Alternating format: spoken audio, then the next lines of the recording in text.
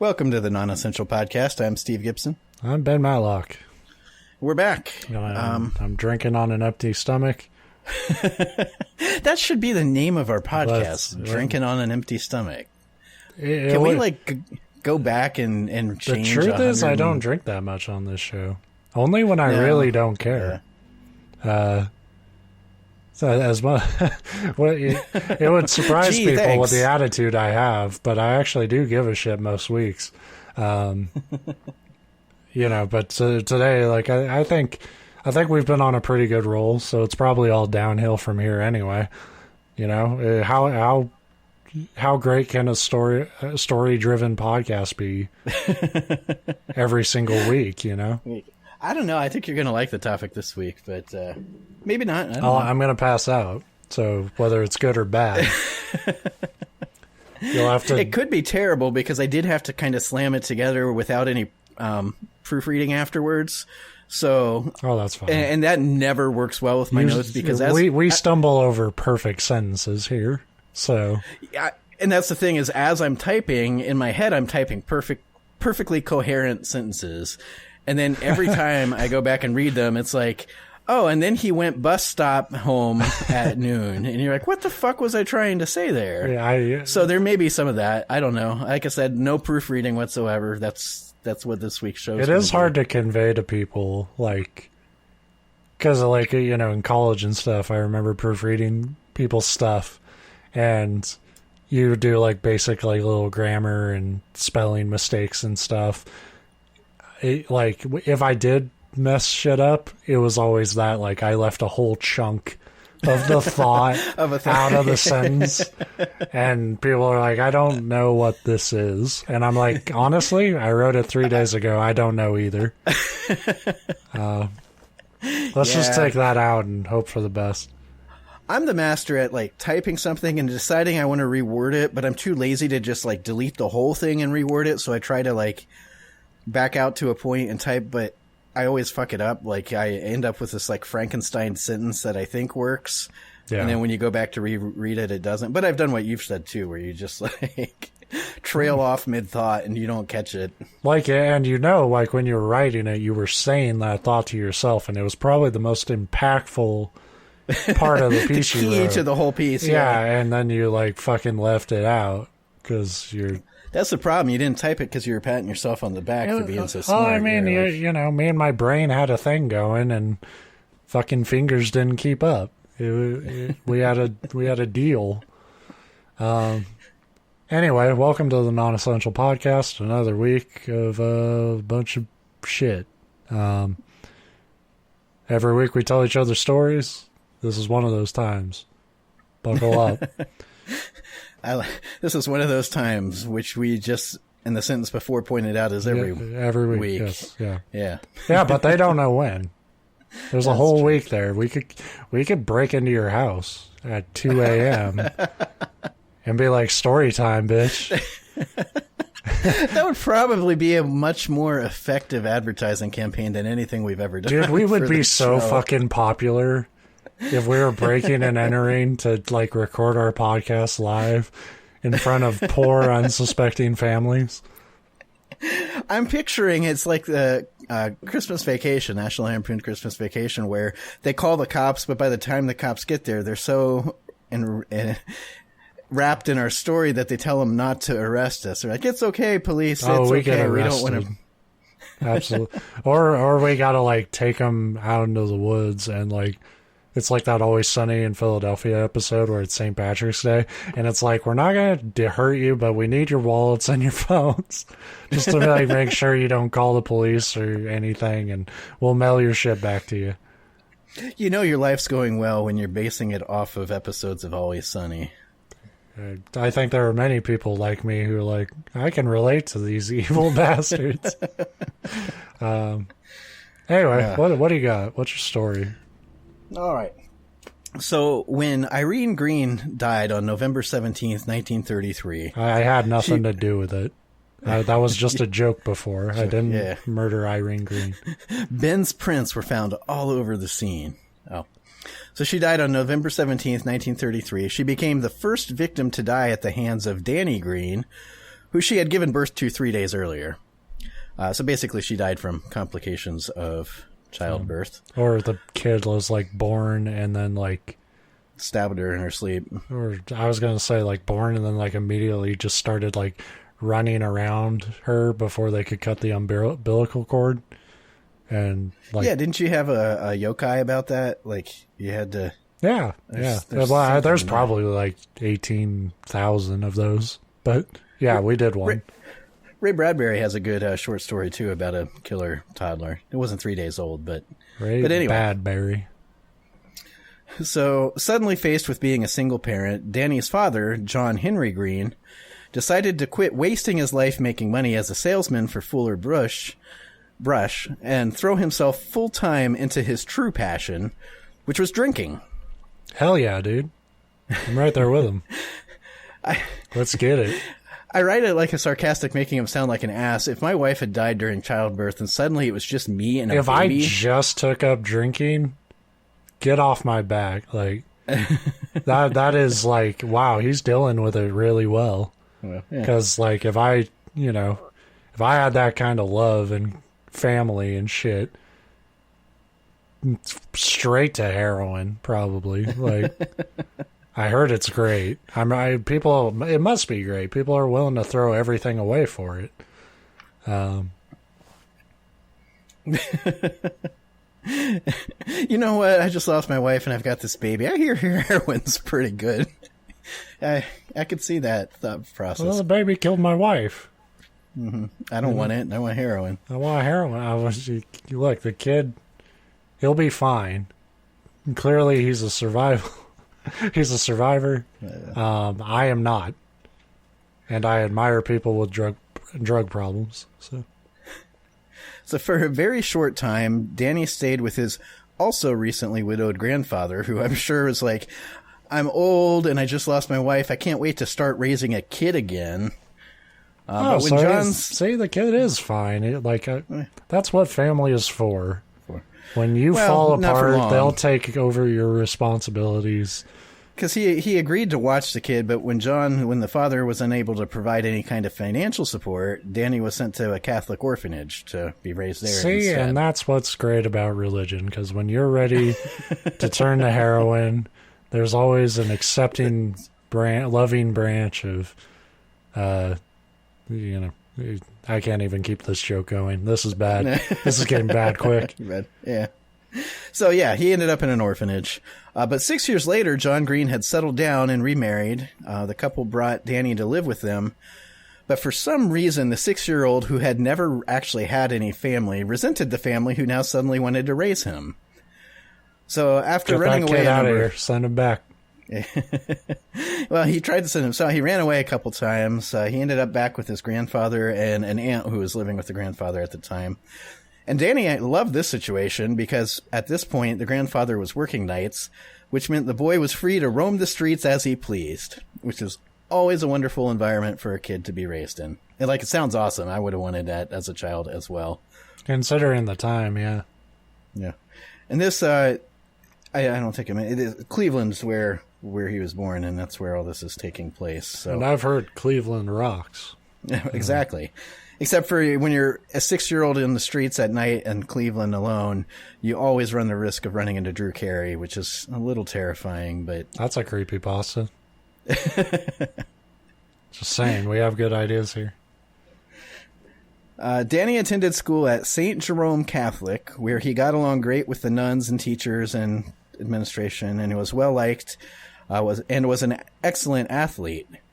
He was a very poor student, but they let him pass in large part because of his talent that he lended to their sports teams, which also always goes well for children. We've never heard a story of a kid that got a free pass because they were good at sports turning out to be terrible people. Bad. Yeah. But I mean, those are the stories you hear because they turned out terrible. I'm sure a lot of people kept their shit together and were like, hey, if I fuck this up, I could be in a lot of trouble. So do your dirt.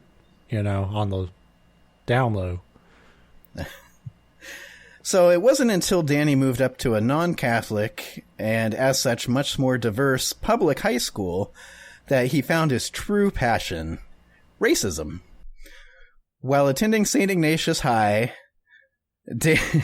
he would often get in fights with the Italian-American students, and he developed a lifelong hatred of Italian immigrants.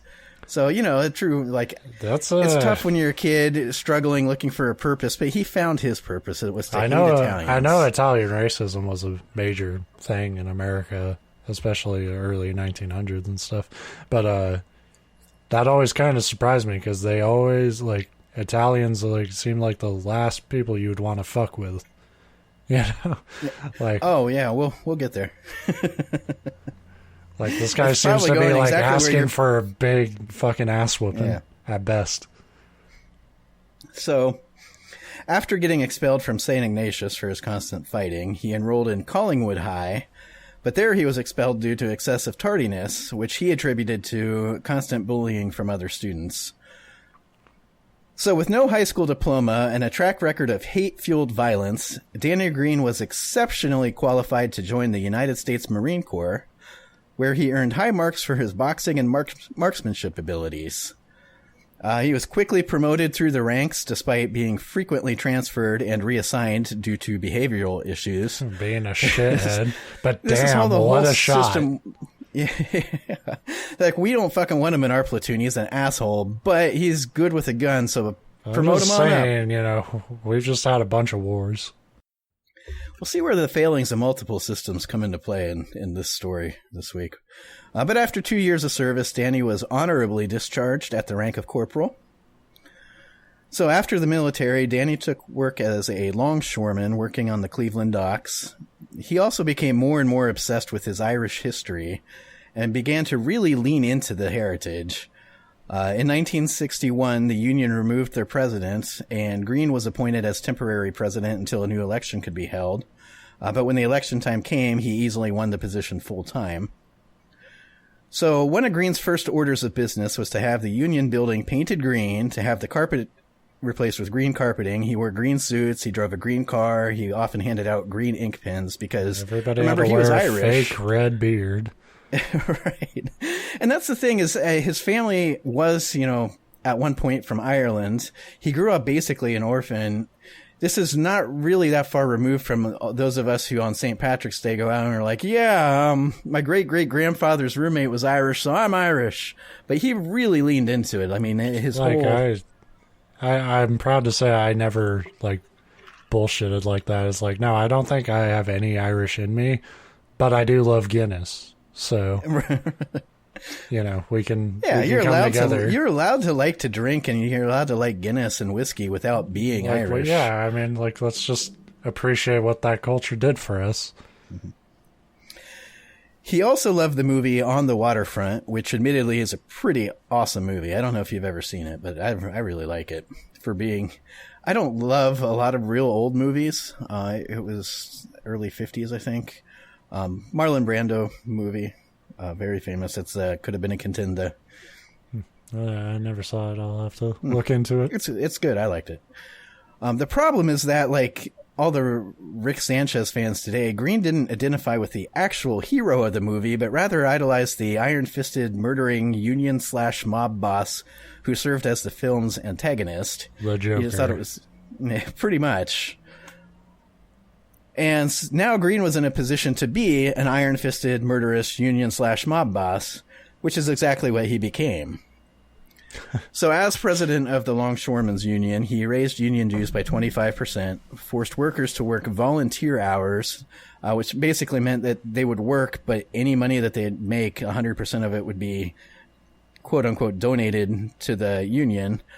And though this work was volunteer, if you didn't do it, they would cut your hours. So, it's kind of like the voluntary workouts on a sports team where the voluntary is just this, word that they slap on their front. Yeah, but if you're an undrafted free agent, you better fucking show up or there won't be a job for you. Yeah. Right. And all the money being donated to the union was said to be for the maintenance and upkeep of the union building, but of course most of it went straight into Greene's personal bank accounts. He used all the typical strong-arm, brute force tactics of the old mob bosses before him, though he was never actually seen participating in the violence himself, because that's what a good mob boss does. He's right. You've got your goons. Delegate that shit. Mm-hmm.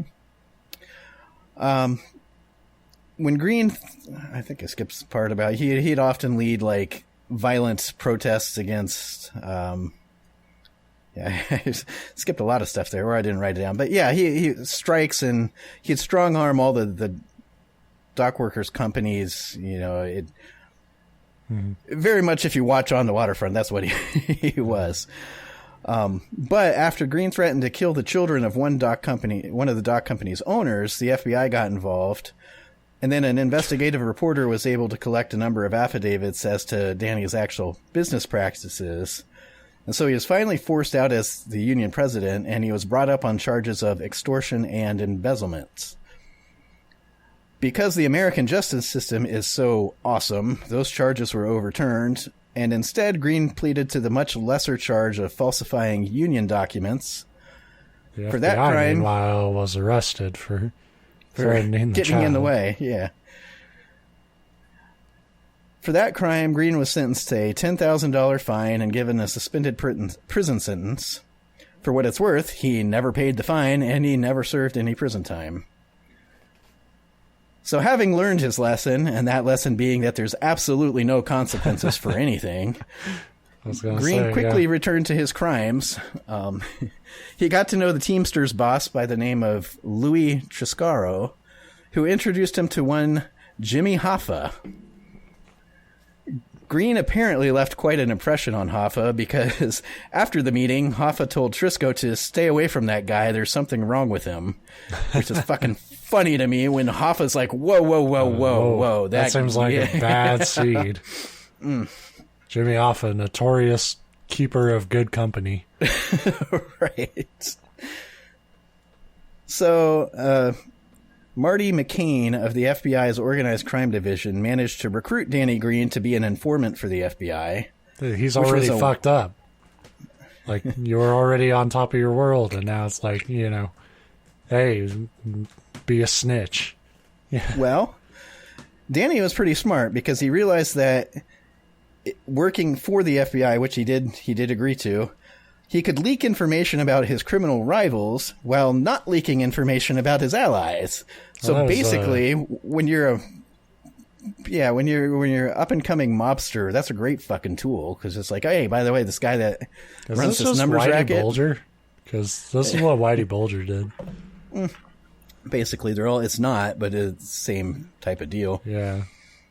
Not only did he get this tool to help him do away with rivals, it also gave him protection to continue his own criminal affairs because the FBI wasn't about to arrest one of their informants, which is the dumbest fucking thing to me because it's like, man, we got all this crime going on and 90% of it is our guy on the inside, but we're getting that 10% that he's turning in. Yeah. Greene got hired by the Cleveland Solid Waste Guild to keep the peace. And this is interesting because I always thought this stuff was kind of just like a cliche, like a not a true, but, you know, Cleveland Solid Waste, they're trash, you know, whatever. But it was also 1,000% just a front for the mob. And it basically, you know, it's another union type situation.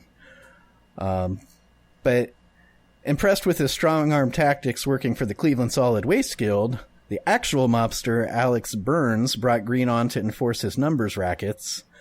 And also Cleveland mob family underboss Little Frank Brancato brought Greene into their operations, though apparently Little Frank would regret that decision for the rest of his life. It's the same thing as Hoffa, where he's like, oh, fuck, this guy's crazy. So this is where it starts to get really confusing in the Sopranos style back and forth. But Brancato, like I say, he regretted bringing Greene on, and this really started after he ordered Greene to attack a numbers man who had been holding out on his payments. And by that I mean he was sent to plant a car bomb in this dude's car, which is like, let's teach him a lesson and blow him the shit up. It's like, well, he doesn't really learn that lesson because now he's dead. But being unfamiliar with the detonator, Danny Greene blew himself up instead. Danny wasn't killed, otherwise this would be a lot shorter of an episode, though he did have permanent hearing loss. But he learned two things that day.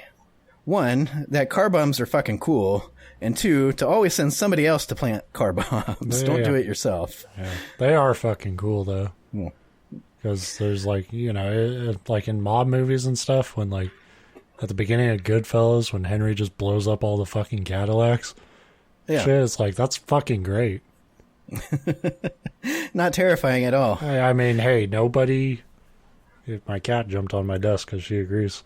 And I love the wanton disregard for any like passerbys or people that happen to be... But that's the thing. Nobody got hurt. It was just fun. You're telling me we can't have fun? Like, we blow up shit every 4th of July. So, Brancato, the reason he was mad at Greene, not just for failing to, kill this guy that he wanted him to kill, but also it brought a lot of attention to Brancato because when you almost blow yourself up, the police tend to, like, come around and be like, hey, what you doing there? And, of course, Danny kind of led him on as to what was going on. After that, there was a man named Big Mike. I love that all these mobsters have like the most just Little generic, Frank, Big fucking, Mike. Yeah. Just shit you would call a guy at the bar who you don't actually know. So Big Mike Fratto broke away from the Cleveland Solid Waste Guild to start his own legitimate waste collection company or guild. Legitimate's in quotes because he would start his own legitimate guild and then launched this campaign against the Cleveland Solid Waste Guild, saying it's unfair that they use mafia and mob tactics. But Big Mike had his own ties to just different mafia. It wasn't really legitimate. It just wasn't whatever. So Danny Greene ordered a man by the name of Art Schneppinger to plant a bomb in Fratto's car. But Art had second thoughts. It turns out, like, sometimes you're like, yeah, boss, I'll blow a guy up. And then you're like, do I really want to murder a dude? And you're like, not really. Yeah. Like a lot of guilt, a lot of baggage if I do that for you. Mm-hmm. So instead, he informed both Fratto and the police of the plot. Apparently nothing happened, though, because sometime later, Danny again ordered Art to plant another bomb in Fratto's car. So the police were just like, that Danny Greene. He's always threatening to blow people up. What can you do? It's practically a joke with him. This time, Art decided to go ahead with the plot, but as he planted the bomb, the device went off, killing Art, but leaving Fratto, who was still across the street, completely unharmed. Police attributed the early detonation to stray radio wave interference, perhaps from a passing, police car or something. But many believe that the premature detonation was actually triggered on purpose by Greene with the express intention of killing Art. So basically it was payback for ratting on him and not carrying out the first hit. Which is, I guess, what you get for then deciding to go ahead and try a second hit for the same guy. But soon after the failed or successful bombing, depending on what the actual goal was, Big Mike Fratto was shot to death on Cleveland's White City Beach, which I thought was a weird name for a beach. And then I was thinking about it, and given the time, it was probably just the city beach for white people because they were probably still segregated, which is gross. But that's just a random thought I had. So Greene was arrested and interrogated as a suspect, and Greene confessed, though he claimed it was Mike who had attacked him while he was jogging on the beach, and he had simply returned fire in self-defense. It's funny because he probably could have got away with who the fuck is Big Mike. Yeah, that would have probably got him off, yeah. Apparently evidence from the scene corroborated his story, and Greene was not charged. And he probably wasn't lying, because soon after, once again while jogging on the same beach, a sniper opened fire on Greene. Jesus. Instead of attempting to run or hide, Greene pulled out a revolver and began shooting back while advancing on the would-be assassin's position, which is pretty fucking badass. That's pretty fucking action hero shit. Like, yeah. Like, he's a piece of shit, racist fucking mobster, but I respect the move. Well, the sniper did too, because he was like, oh, fuck this, and he took off running. I'd panic too. Yeah, because you're like, I'm in a hidden position with a rifle, and this guy with a little gun's not afraid of me at all. You're looking through a little scope, and like you see this guy. Everybody else runs and takes cover, and this fool, he just immediately, without flinching, just like rips a revolver out from under his jacket. And while he was jogging, by the way, so he probably pulled it out of his like Speedos, what I'm picturing. Like, it was in his shoe. He had to like awkwardly like hop and like take off his shoe to Fuck, there's sand in it. I shouldn't have run on the beach. So the sniper was never identified, but police eventually surmised that this was a hitman hired by Alex Burns. Yes, the same Alex Burns who earlier had been eager to bring Greene on in his operations. And we'll get to why here in a second, because it's the most funny-ass mobster shit ever. But once these direct attempts on Greene's life began, he divorced his wife and had her and their children moved, out of the city for their protection.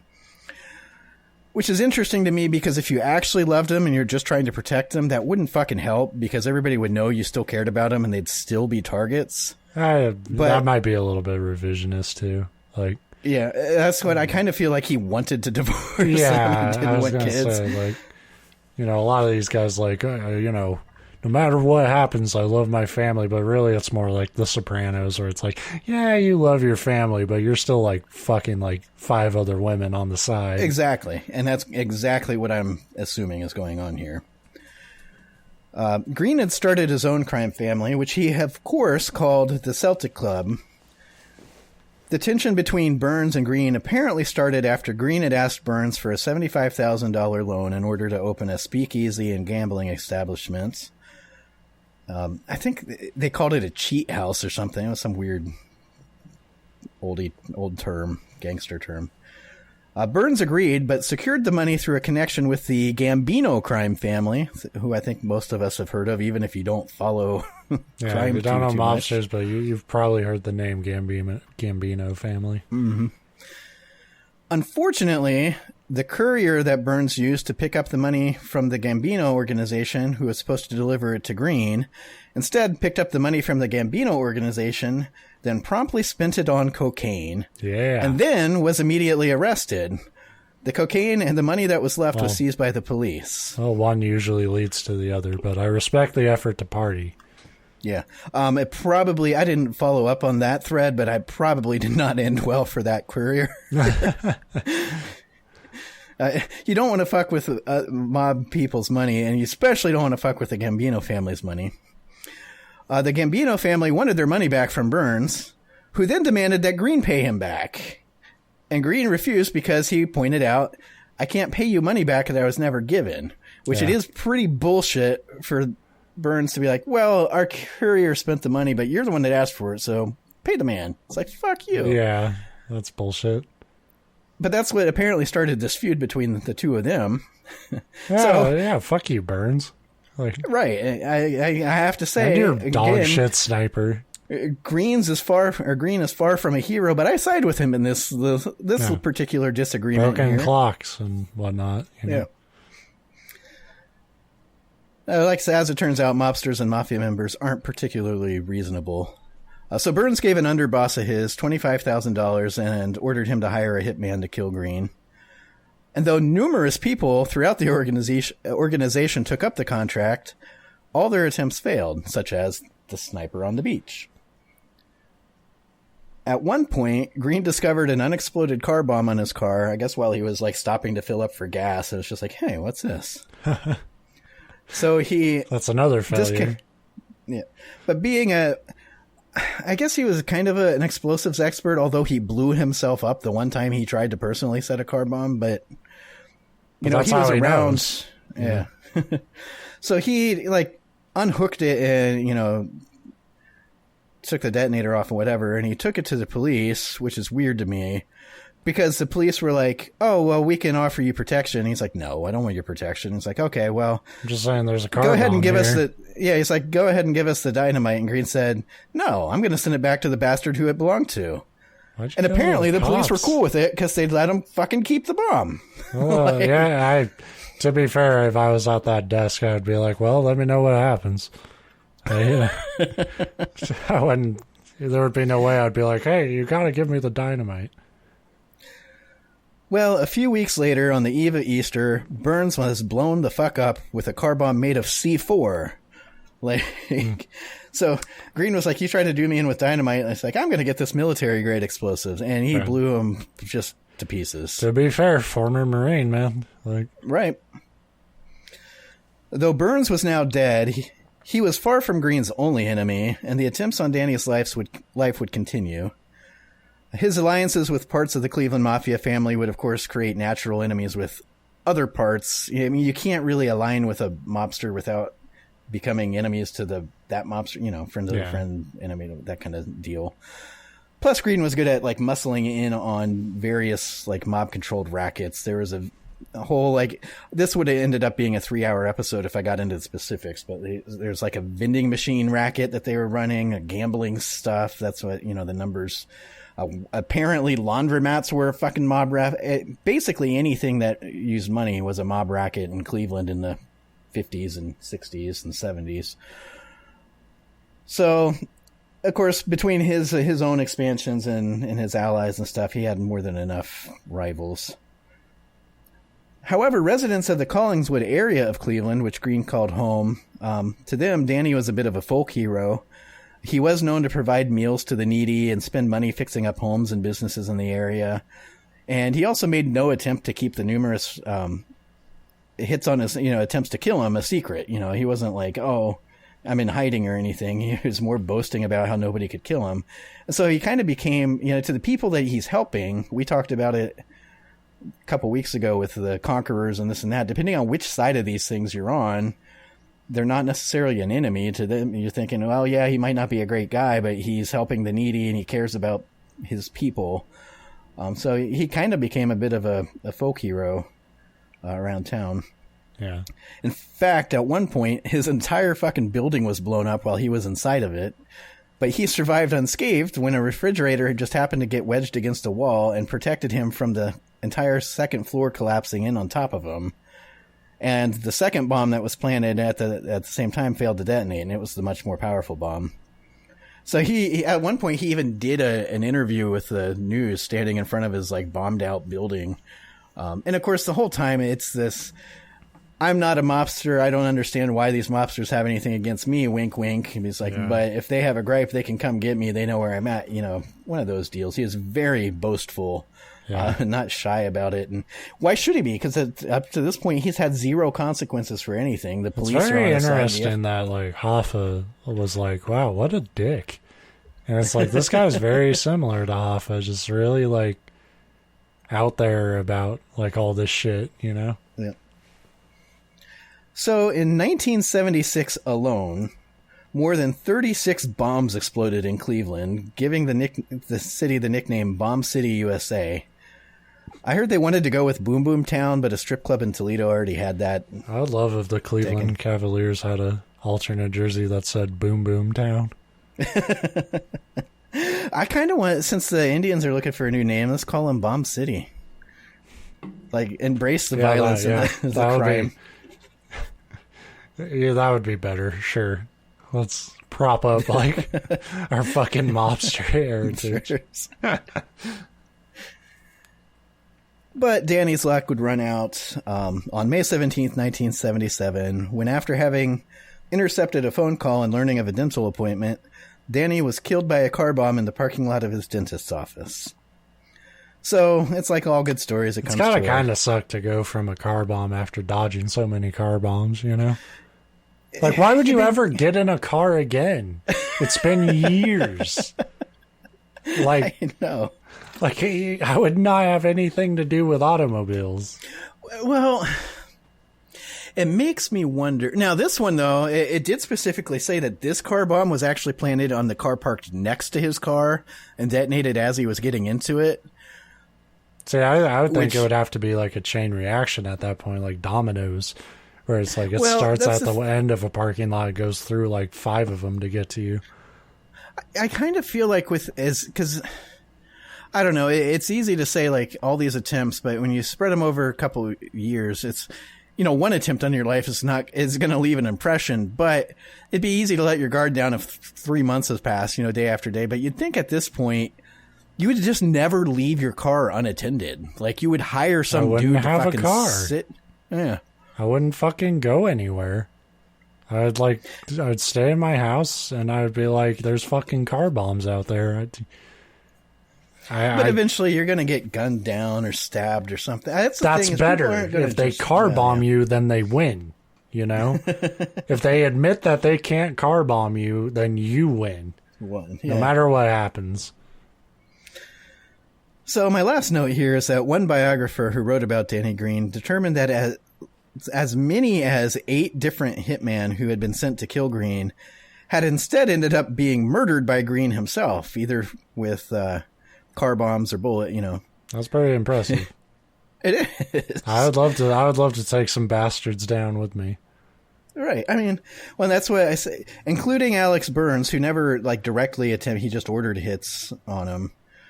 That makes the score 9-1 in Greene's favor, at least. Probably way more than that, but considering he was in a world where you're probably going to get killed, there's not that's a lot of good ratio, 9-1 at least. Yeah. Like I said, probably higher.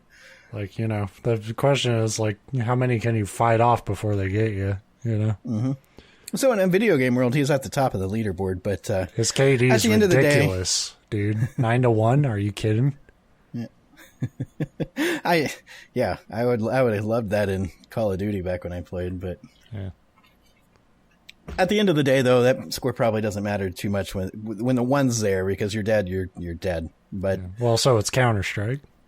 Yeah. That's what you're saying. Permadeath. So, that's Danny Greene. I found out about him when very conflicted. Horrible man, but what a story. What a life.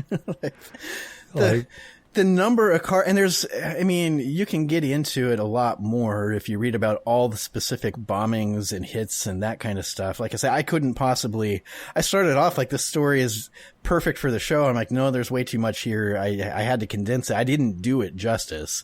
So if you find it interesting, I would suggest, now there's actually a couple, I think, but there's a pretty well-known movie, The Irishman. That's Danny Greene. That's who the movie's about. Oh, really? Yeah. I forget who the lead in that was. It was early 2000s, I think, or 2010. I thought you were talking about the Martin Scorsese Irishman. Well, it could be the same. Because Irishman just came out a year or two ago. No, but it could have been 2 retellings of the same story. No, the Irishman, Scorsese's is about Frank Sheeran, who did mob hits, but he was also friends with Hoffa. Oh, yeah. So there is another movie called The Irishman.